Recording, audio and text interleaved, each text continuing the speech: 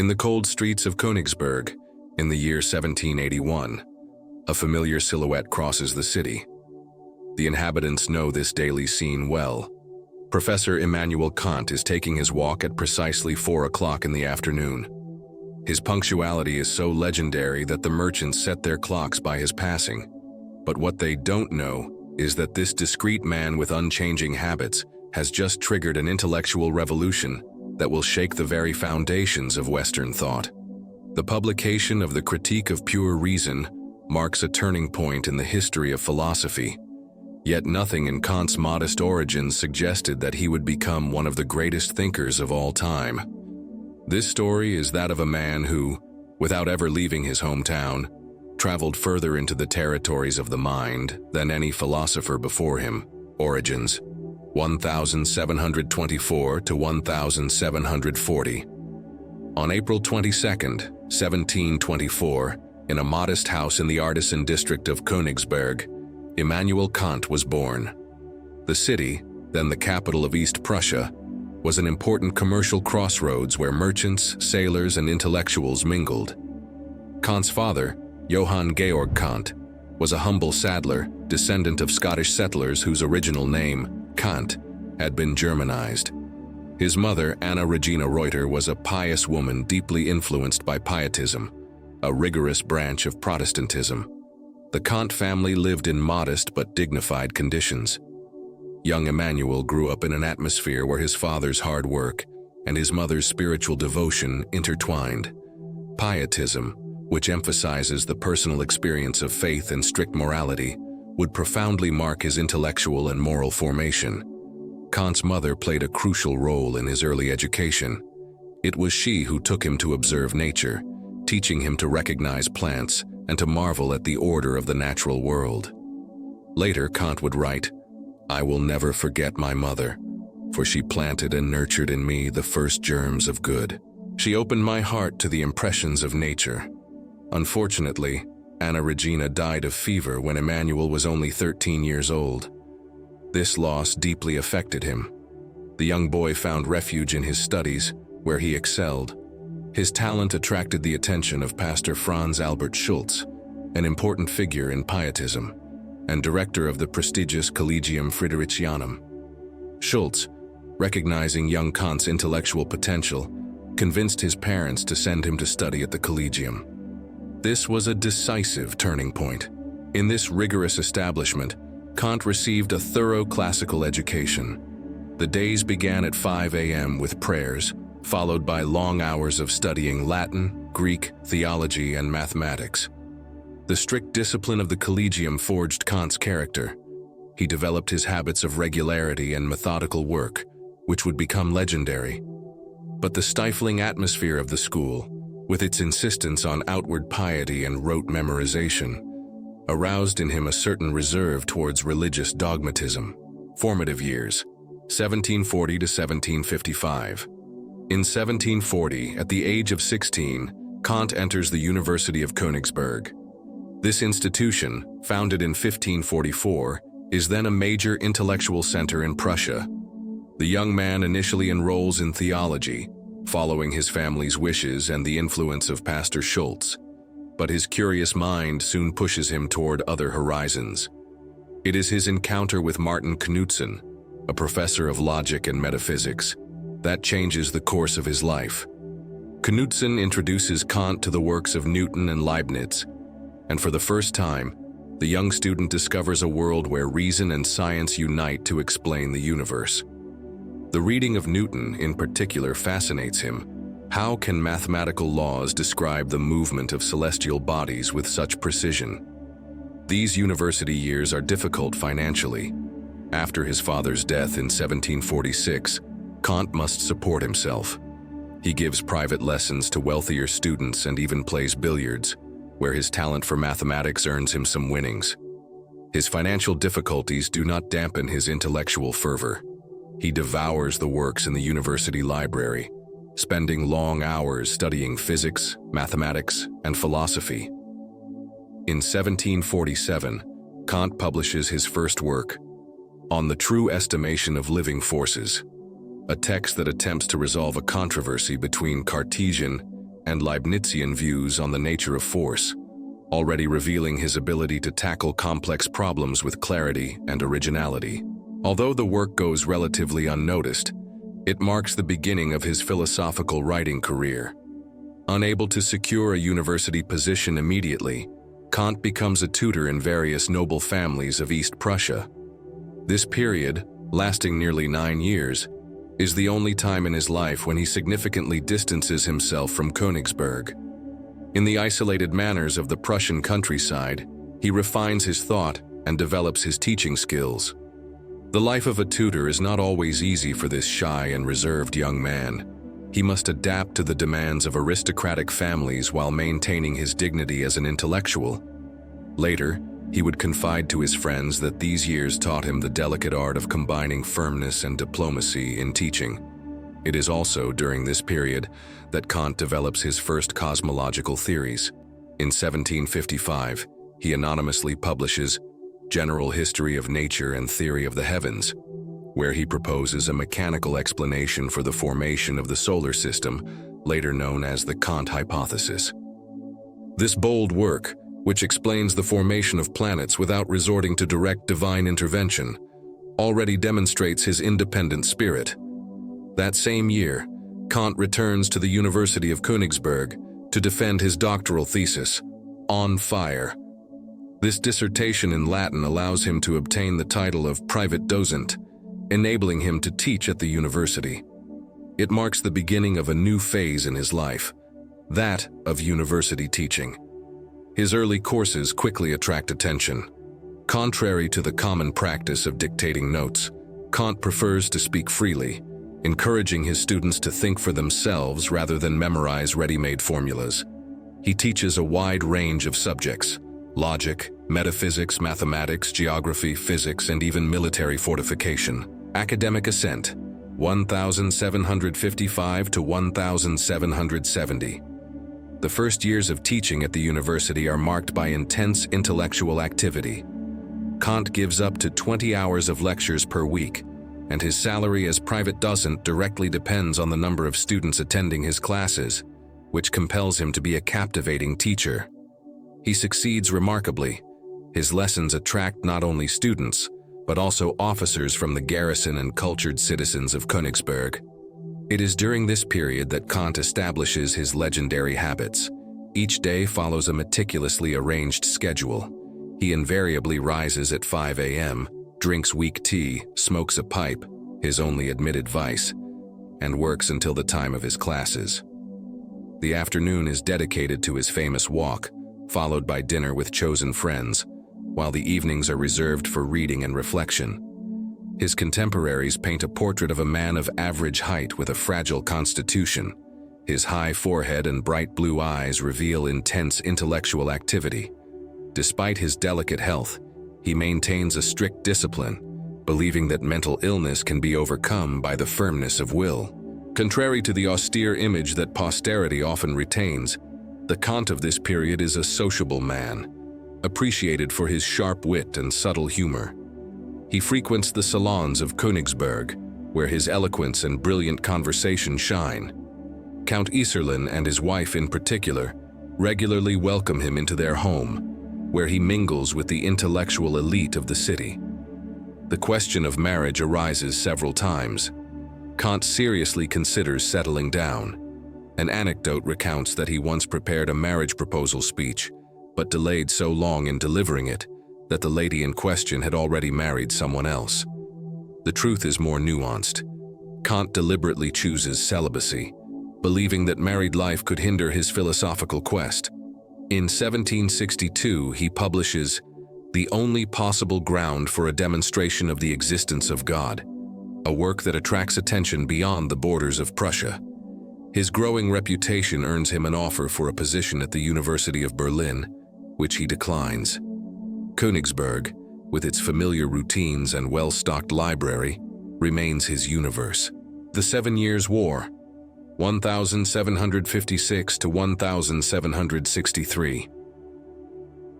The 7 Years' War profoundly affects the life of the city. Königsberg is occupied by the Russians, and Kant must swear allegiance to Empress Elizabeth. This troubled period strengthens his reflections on peace and war, which will later find expression in his essay, Perpetual Peace. In 1766, Kant publishes Dreams of a Visionary, a scathing critique of Swedenborg's mysticism. The work reveals another aspect of his personality, his assertive irony and his commitment against superstition. He defends a rational approach to knowledge while acknowledging the limits of human reason. Finally, in 1770, after 15 years of waiting, Kant obtains the chair of logic and metaphysics at the University of Königsberg. His inaugural dissertation, On the Form and Principles of the Sensible and Intelligible World, sketches out ideas that will find full development in the Critique of Pure Reason. This appointment finally secures him a stable position and a comfortable income.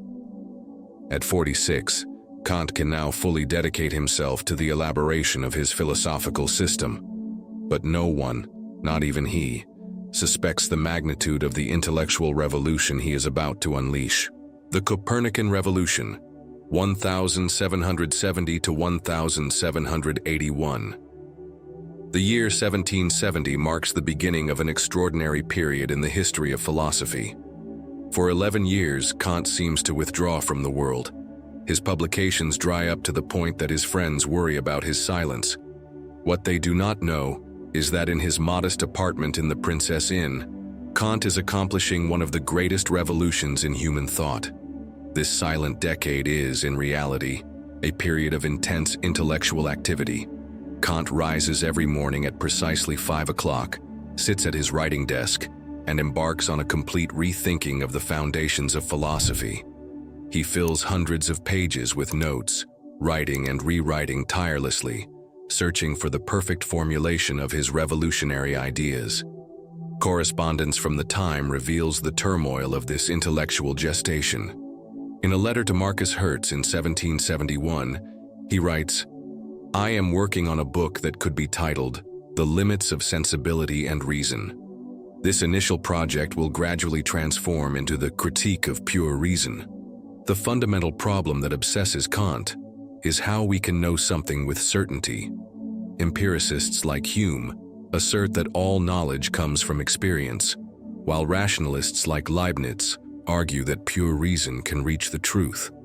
Kant understands that both approaches are insufficient. His solution is as audacious as it is elegant. Instead of asking how our knowledge can correspond to objects, he inverts the question: what if objects must conform to our way of knowing? This he will call his Copernican revolution in philosophy, by analogy with the astronomer who placed the sun, not the Earth, at the center of the solar system. During these years of hard work, Kant's daily life becomes increasingly regimented. His schedule is so precise that the inhabitants of Königsberg set their watches by his daily walks. He always lunches alone, but invariably dines with chosen friends, believing that solitude during meals is bad for health. These dinners provide opportunities for lively discussion, where Kant tests his ideas. He has a gift for making the most abstract concepts accessible, illustrating his theories with examples drawn from everyday life. His guests report that these meals can last several hours, blending deep philosophy with light conversation. In 1778, Kant finally begins the final drafting of his masterpiece. He works with renewed intensity, aware of the importance of his task. His servant, Martin Lampe, receives strict orders to wake him every morning at the same hour, regardless of his master's protests. Later, Kant would write in his notebook, "Lampe must be woken at all costs." Finally, in the spring of 1781, the Critique of Pure Reason is published. The dense and complex work initially elicits little reaction. Kant, who has devoted 11 years of his life to this endeavor, is disappointed by the initial reception. In a letter, he confides, "My book may be understood in 100 years. The Kantian System, 1781 to 1790. The Critique of Pure Reason is only the first part of a trilogy that will redefine philosophy. In this monumental work, Kant establishes the limits of human knowledge. He shows that we can only know things as they appear to us, phenomena, and not as they are in themselves. Space and time are not objective realities but forms of our sensibility, frameworks through which we necessarily perceive the world. The initial reactions are mixed. One critic compares reading the work to crossing through fog. Far from being discouraged, Kant publishes in 1783 the Prolegomena to Any Future Metaphysics, a more accessible version of his ideas, explaining that his aim is not to destroy metaphysics but to rebuild it on solid foundations. In 1785, Kant publishes The Foundations of the Metaphysics of Morals, where he develops his famous moral theory. Here the categorical imperative appears. Act only according to that maxim whereby you can, at the same time, will that it should become a universal law. This revolutionary formula proposes a morality based on pure reason, independent of any religious or empirical considerations. The implications of this moral theory are immense. For the first time, a philosopher bases ethics not on the pursuit of happiness or divine will, but on pure practical reason. Kant insists on the absolute dignity of the human person. Every human being must be treated as an end in itself, never merely as a means. In 1788, the Critique of Practical Reason is published, deepening his moral philosophy as he resolves the apparent paradox between the natural determinism, established in the first Critique, and moral freedom. Man belongs to two worlds. As a natural being, he is subject to the laws of causality. As a moral being, he participates in the intelligible world and is therefore free. Kant's daily life during this productive period remains exemplary in its regularity. At over 60 years old, he maintains his strict program, rising at 5 a.m., working until noon, taking a 1-hour walk, then dining with friends. His university courses continue to attract more students, some coming from afar to hear him speak. In 1790, Kant completes his critical trilogy with the Critique of the Power of Judgment. In this work, he addresses questions of art and beauty, as well as the purpose in nature. He develops an original aesthetic theory, distinguishing the beautiful, which pleases universally without concept, from the sublime, which confronts us with the infinite or absolute power. This period sees Kant at the height of his intellectual glory. His reputation spreads throughout Europe, and visitors come from afar to meet him, even if many leave disappointed by the modest appearance of this giant of thought. Kant remains simple in his manners, preferring conversation with his usual friends to official honors. The final years, 1790 to 1804. The last years of Kant are marked by a struggle between his ever-vibrant mind and a body that is inexorably declining. The 1790s still see him active, publishing important essays on politics and religion, but signs of aging multiply. In 1793, the publication of Religion Within the Bounds of Mere Reason draws the ire of the authorities. King Frederick William II, less enlightened than his predecessor, views the work as an attack on Christianity. Kant receives a letter of royal reprimand, instructing him to cease writing on religion. His response is characteristic. As a loyal subject of His Majesty, I solemnly pledge not to write anything further on religion, but note well the terms of my engagement, a carefully chosen phrase linking his silence to the duration of the current reign. In 1795, as Europe is torn apart by revolutionary wars, he publishes Perpetual Peace, a visionary treaty proposing a plan for lasting peace among nations. He outlines principles that will later become the foundation for what would evolve into the League of Nations, and then the United Nations. Even physically weakened, his mind continues to tackle humanity's greatest challenges. From 1796 onward, his physical decline accelerates, his eyesight worsens, his legs weaken, and he must give up his legendary walks. His friends note with sadness that his once brilliant conversation becomes repetitive. He forgets names and loses the thread of his thoughts. Yet he continues to work on a final project, the Opus Posthumum, an unfinished attempt to give a definitive form to his philosophical system. The last years are particularly difficult. His mind, which had explored the limits of human reason, begins to falter. He no longer recognizes his visitors and repeats the same phrases. His loyal friends, notably Wyszynski, watch over him, protecting his dignity until the end. On February 12, 1804, around 11 a.m., Immanuel Kant quietly passes away. His last words are said to have been, "Es ist gut," it is good. His death provokes widespread mourning in Königsberg, and his funeral on February 28 takes on the appearance of a national event. The entire city follows the funeral procession to the cathedral, where he is buried in the professor's crypt. Beyond his revolutionary theories, Kant fascinates with his complex personality and singular habits. His contemporaries have left numerous accounts of his daily life, revealing a much richer image than the austere one transmitted by tradition. In his modest official apartment, Kant lives with a simplicity bordering on asceticism. A single decoration adorns his walls, a portrait of Rousseau, whom he considers his master in moral sensitivity. His furniture is sparse, but his library is impressive. He owns few clothes, but insists on always being impeccably dressed. His legendary schedule is not merely a quirk, but the result of deep reflection on the art of living. He even theorizes about his habits in a small treatise on the power of the mind, emphasizing that self-mastery begins with mastering one's schedule. Contrary to the image of the solitary philosopher, Kant is a sought-after conversationalist and a brilliant talker. His dinners are famous in Königsberg, where he imposes a strict rule. Conversations must pass through 3 phases. First, narration of the day's news, then reflection and discussion of serious topics, and finally, laughter, jokes, and light stories. He believes that laughter is essential for both physical and mental health. His romantic life, or rather the absence of one, has been the subject of much speculation. He remains single throughout his life, not out of misogyny but by philosophical choice. When asked by a friend about this, he humorously replies, "When I needed a woman, I could not maintain one. When I could maintain one, I no longer needed her." Yet Kant is not insensible to feminine charms. In his youth, he falls in love with Maria von Herbert, a brilliant young woman who becomes his philosophical correspondent.